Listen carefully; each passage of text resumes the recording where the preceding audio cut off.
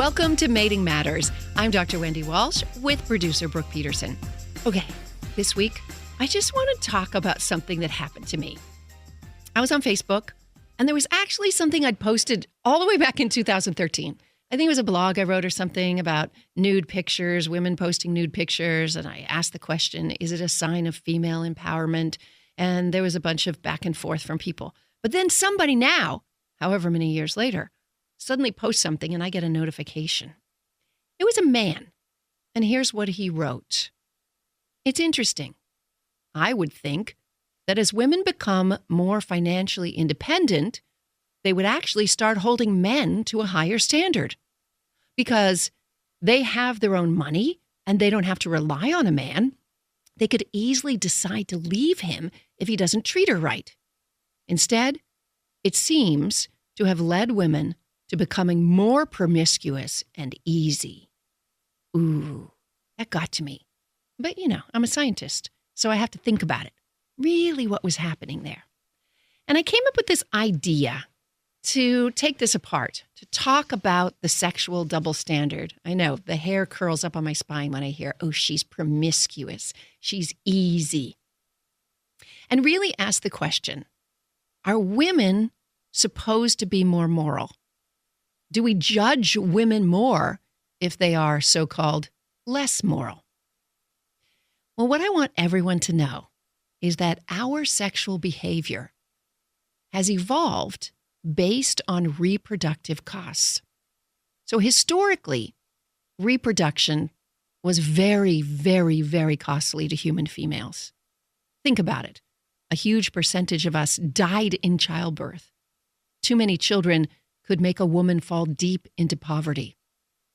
The 18 years of burden of raising kids made it very, very risky for her to have sex. And so out of that evolved group norms, morals, customs, anything in our culture to help support the fact that sex was a really high-risk hobby for women. As a result, women were very, very choosy with who they mated with because there wasn't birth control. And while many women practiced infanticide in private, there wasn't abortion. So if you ended up becoming pregnant by the wrong guy, the guy who wasn't going to stay around and help, you were looking at a hard life in the future. Well, what we're really seeing today is the costs of reproduction have been going down, the risks of reproduction. Women have access to birth control. Women are able to make their own money, maybe not quite as much as men. As far as childcare is concerned, we're seeing more and more affordable, available childcare to women so that she can keep working while she has kids. Women can even extend their fertility window while they're busy stockpiling money by freezing their eggs. So the costs of reproduction have slowly been going down for women. So, let's go back to the question. Are women supposed to be more moral? The gentleman in the comment on Facebook was basically saying, wouldn't you think women would be more picky about who they mated with? Well, actually, no. They're going to be less picky because the risks are less. What used to happen in the past is women would make men sacrifice. The more they sacrificed, either by delaying the onset of the sexual relationship or by wastefully showing a lot of resources, paying for expensive dinners, gifts, diamonds, the more it proved to her that he was going to stay around and he was going to be a great dad and he would have extra resources. If he was wasting them on things like diamond rings, that's a huge waste of money. It basically says, baby, don't worry. There's more where that came from, or I know how to make more, so I'll be able to feed that baby. But today, we don't need to hold men to a super high standard. We don't need to make them sacrifice. Women can have all kinds of relationships. They can have short-term relationships. They can have long-term relationships. They can have relationships that involve reproduction. They can have relationships that are deeply emotionally intimate and connected, or they can have relationships that are light and fun. The problem is, like the man who wrote in the comment on Facebook, men are still carrying around an old-fashioned sexual double standard in their head. Now, remember the sexual double standard?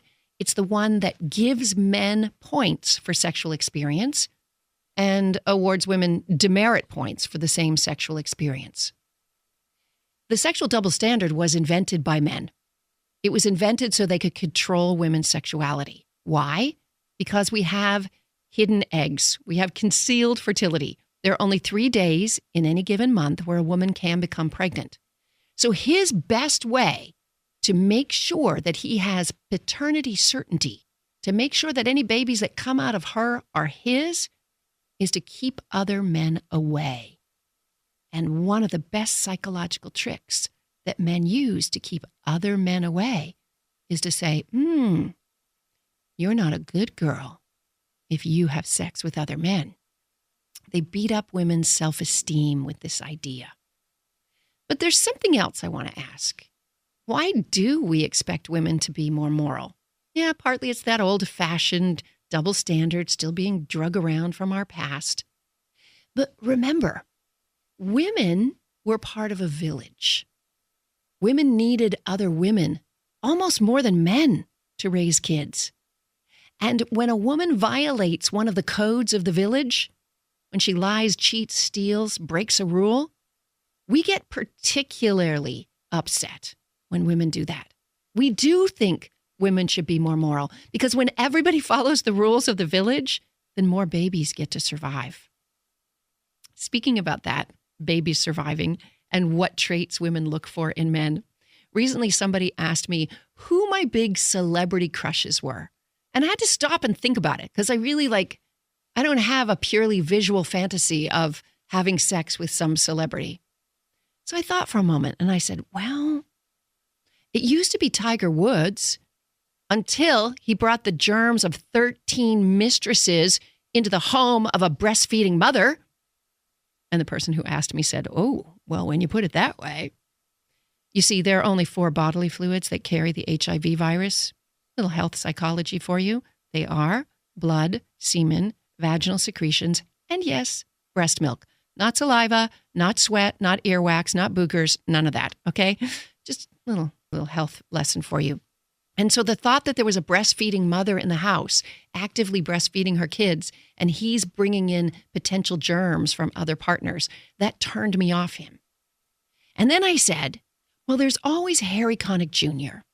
And my friend said, well, he's good looking. Oh, I know.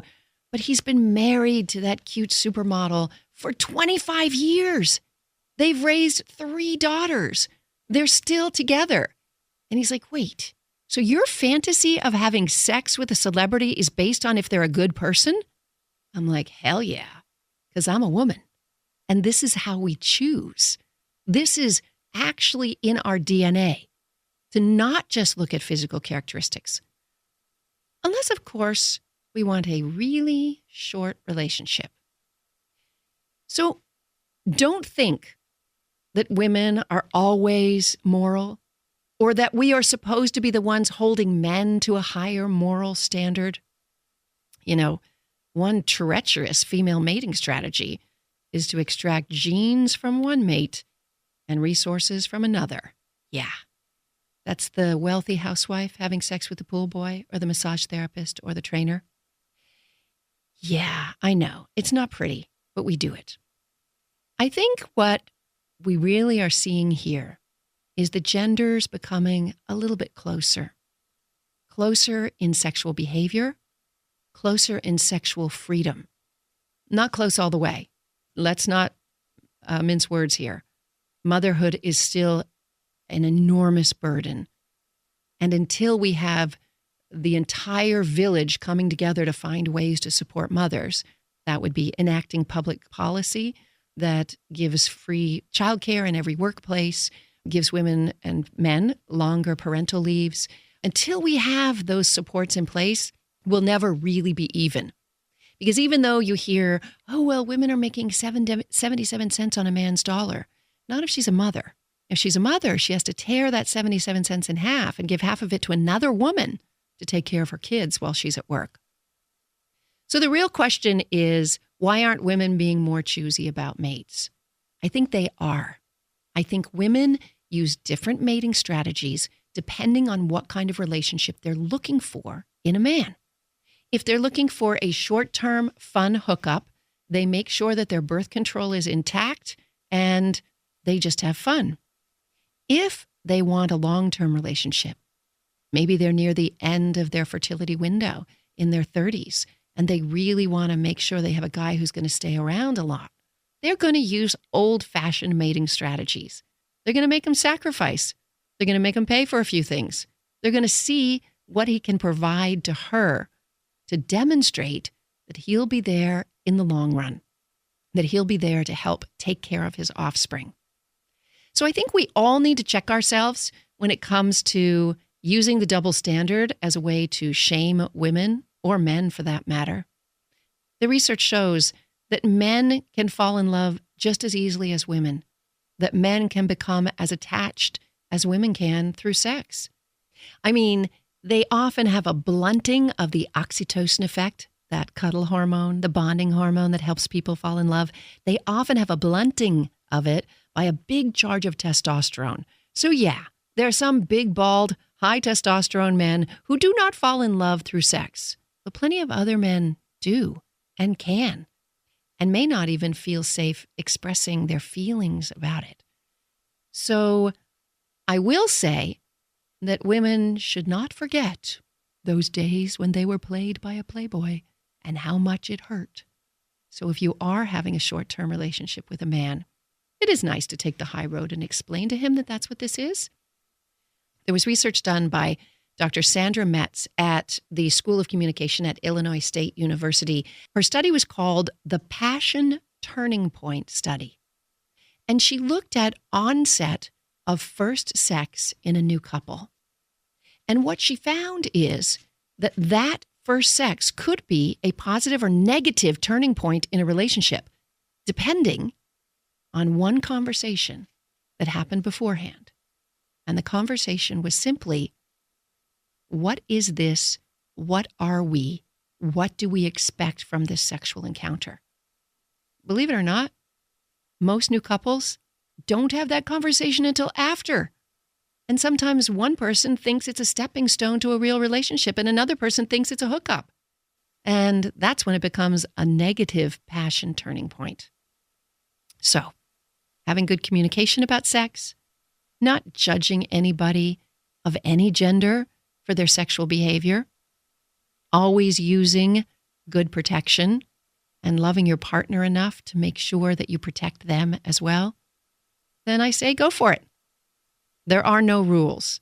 I think we've passed the no rules relationship revolution, and we can enjoy the pleasures of our bodies, both to connect with others and show our love and connection, or to get a little high from the dopamine, oxytocin, norepinephrine, or to create a long-lasting bond, one where you may raise children or simply support each other for years.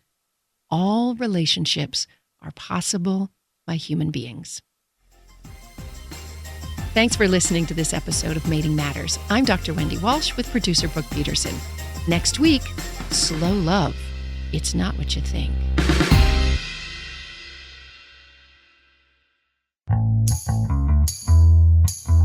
Mating Matters is produced in partnership with iHeartMedia. It is researched, interviewed, and written by me, Dr. Wendy Walsh, and it is edited and produced by Brooke Peterson. You know, people don't learn about podcasts usually by just searching around. They learn about a podcast because somebody who loved that podcast told them about it. So please subscribe, write a review, and more than anything, hit that share button now. Thanks for listening. I'm Dr. Wendy Walsh.